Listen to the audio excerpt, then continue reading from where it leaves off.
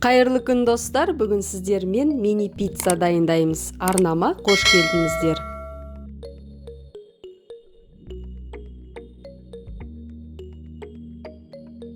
Ең алдымен пиццаның қамырына кірісеміз.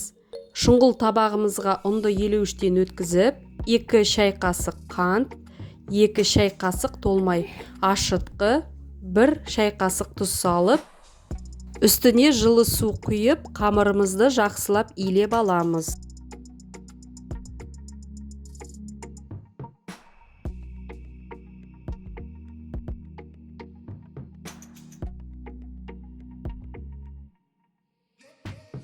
Жақсылап илеп болған қамырымыздың үстіне 2 ас қасық өсімдік майын қосып, тағы да жақсылап илеп аламыз.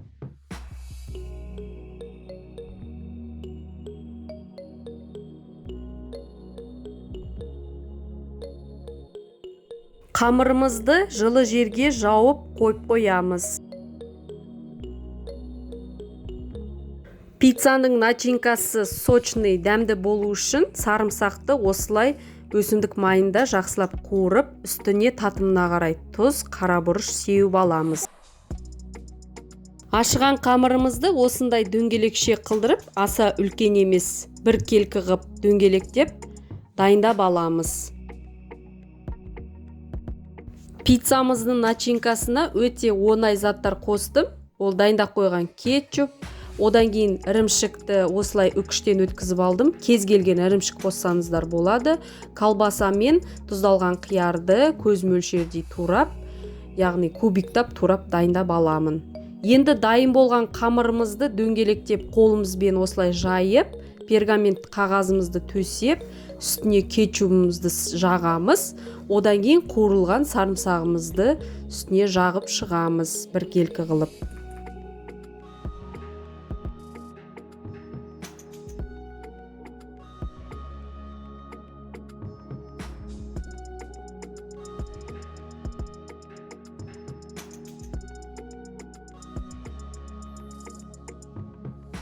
Енді осының үстіне келесі начинкамыз тұздалған қиярымызды саламыз.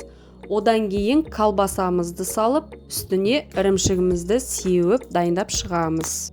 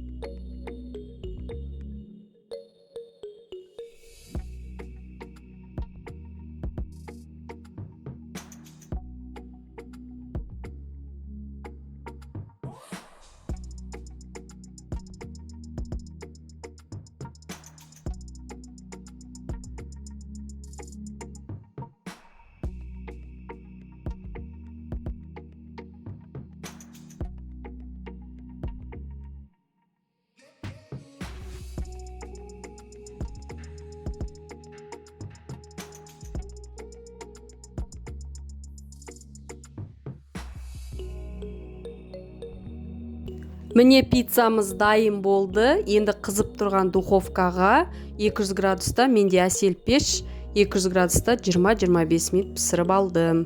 Осымен үй жағдайында мини пиццамыз дайын болды. Барлықтарыңызға астарыңыз дәмді болсын.